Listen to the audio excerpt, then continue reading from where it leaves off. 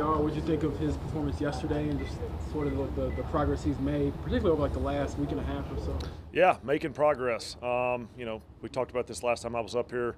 Training camp's a great time to put your work in and hopefully improve. And Anthony's been doing a good job of putting his work in, and it's showing up on the practice field. Had a couple nice days here, made a couple nice plays, a couple good drives. We've been doing some more sort of call-it periods. I think Coach Steichen's talked to you guys about where, we don't have a script. You can't study exactly the plays that are coming. We just got to go play football, which is what we are eventually going to do right out there on the field. And so we kind of find out a lot about the guys. And we had a couple situational sort of drills where, Anthony was able to lead us down and get a touchdown or get a two-point conversion, things like that. So put together a couple good days, and we got to keep that going, right? It doesn't stop with a couple good ones. You just got to keep on driving day after day to improve. And so far he's done a great job of that, and hopefully we'll keep him heading that direction. Seems like his accuracy and touch are just getting better over the past few days. What do you think kind of leads to that for a player that's as young as he is? Yeah, accuracy is repetitions. It's rep after rep after rep. And accuracy is really a couple things, right? It's exactly where you throw the football, but it's also knowing where your receiver's going to be. I know that such and such receiver is going to make his break at exactly this point. So now the ball looks a little more accurate, but it's really just your understanding of how your receiver is going to run that route. And that's kind of what we do in training camp. That's this time of year. It's probably happening around the league. So, throwing a couple nice balls, coming along, things are going, kind of getting a little bit better each day. And I think that's a part of the training camp progression is, hey, we're working on sort of accuracy at the quarterback position. Obviously, that's kind of a core trait of that position. But within that comes the work we're doing with the receivers and how we're sort of getting on the same page. What's your impression of Alec Pierce so far? I think Pierce has had a really nice camp. There are quite a few routes that he is running a great route, and it's just on the backside of a progression, and the ball goes somewhere else, and we're watching the tape, and you go, man, look at that route. That's a good route. He's open. Just kind of done that over and over and over and over and over. So he's a true pro coming to work ethic, day in, day out, consistency, just preparation, all the things we talk about. It's really showing up for him and how he's improving and how he's sort of having a nice camp to start. Like I said, I don't know what the results are exactly with the targets. We got good charts and stuff upstairs, but he's doing a really nice job out there. And like I said, kind of getting open a lot more than he isn't. The second year for a receiver, the rookie season, they're kind of swimming a little bit.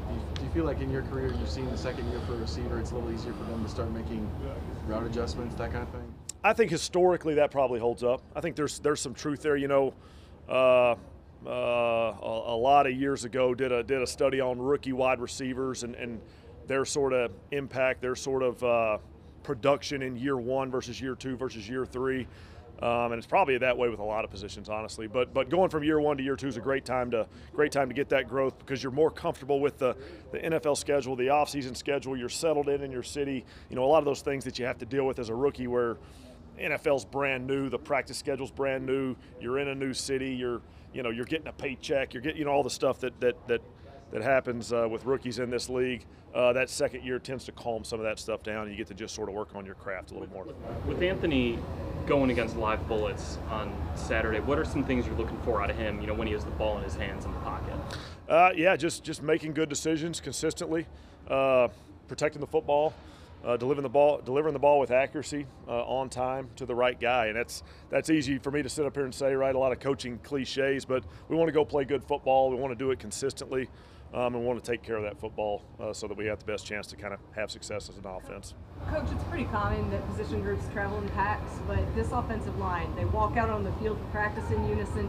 They sit and eat together. I know that those leaders have taken a lot on their shoulders, improving upon last year. How much do they illustrate, embody, and have the investment in? It's not just the time we spend together on the field or in the meeting rooms. It makes a difference each and everything we're doing over the course of the day. Yeah, I think connection is a big part of this game. Connection as an offense, as a unit, as a position group. Like you said, you can't often find one or two of those guys without the other 13 or whatever.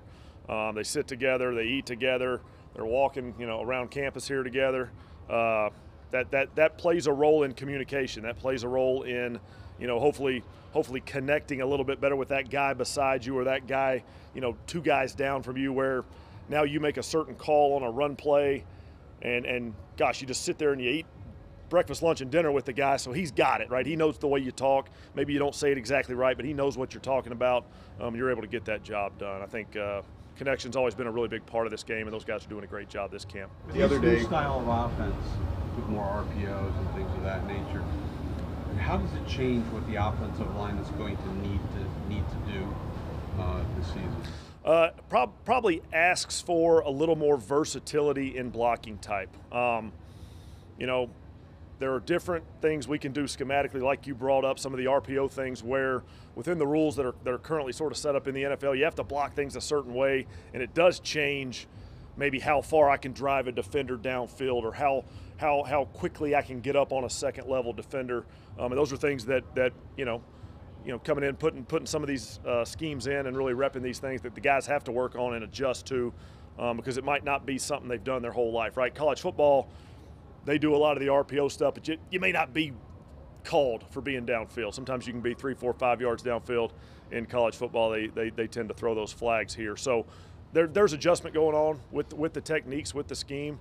Quite frankly, it's kind of a lot. It's kind of the way the world works in the NFL. There's going to be the next set of schematic changes. There's going to be the next round of these things coming, and guys have to move and adjust in all manners. But the offensive line's a big one right now. Do you have to tell Anthony going into the preseason game, like, okay, we know you can do a lot of things with your feet, but be careful with the end of those plays, you know? It's a fine line. It's a fine line. Over the years, I've kind of tried to figure out my personal theory on the best way to coach those guys, and you don't want to take their natural playmaking ability away. You don't want to invite caution into their head, but you also want to have them have some understanding of the situation and the stakes and kind of what we're all looking at here when we're talking about a preseason game versus it could be the same as practice, right? We go out and practice against ourselves. We have to have these conversations every day with different positions facing off. You know, hey, we're trying to get better. We're doing our work, but our practice doesn't usually look like a playoff game necessarily, right? We have to kind of do that in the best possible way. So it's the same thing for the quarterback position.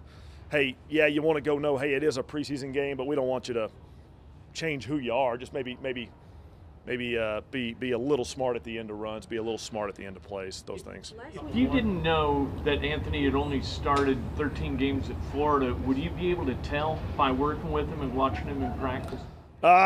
That's a tough question to answer. I mean, Anthony's doing a really nice job of sort of getting better from Tuesday to Wednesday, Wednesday to Thursday, Thursday to Friday. That's the job of all our players, and Anthony's showing up and doing that. You know, it's reps are reps, but the more reps we can get with each other, like I said earlier, like more reps we can throw to Alec Pierce and Pitt and Granson and Downs and all these guys, right? We're going to get better and better throwing the ball accurately at the quarterback position. It's the same thing with just making a run check, right? We may have a play where we like play number 1, but gosh, if we see this one look, Anthony, you got to get us to play number 2.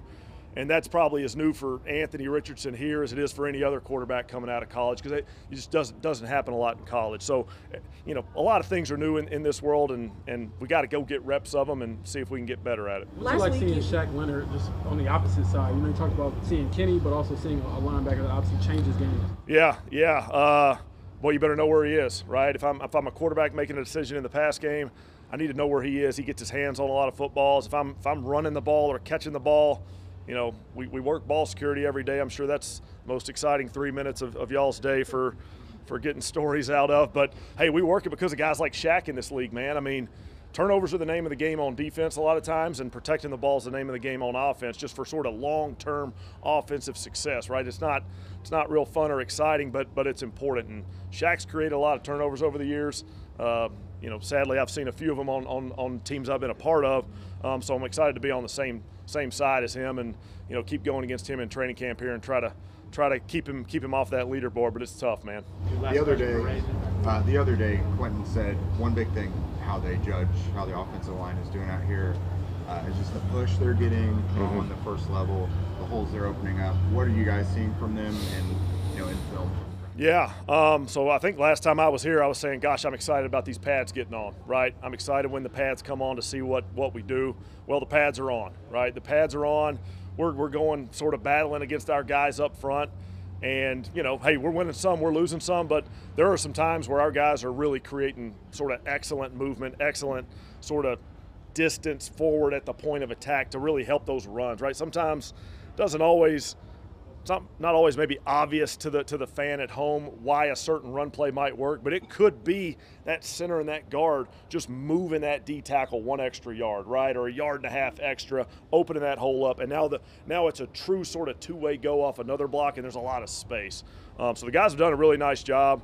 There's been some excellent reps in camp where we've really kind of tried to take a second out and highlight, hey, this is pretty good here, guys. Take a look at this. This is what we want this double team to look like. You know, hey, the ones here's a great double team from the ones, right? 2s and 3s, let's emulate this. Let's do this with our group too. So it has shown up quite a bit. The pads are on.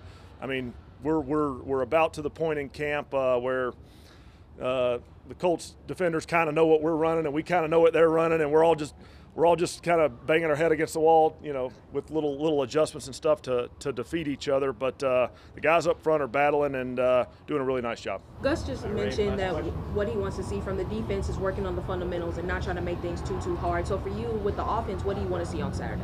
Yeah, same thing. Want to play good ball and sort of show that we understand what that means. Protecting the football, playing within our fundamentals, right?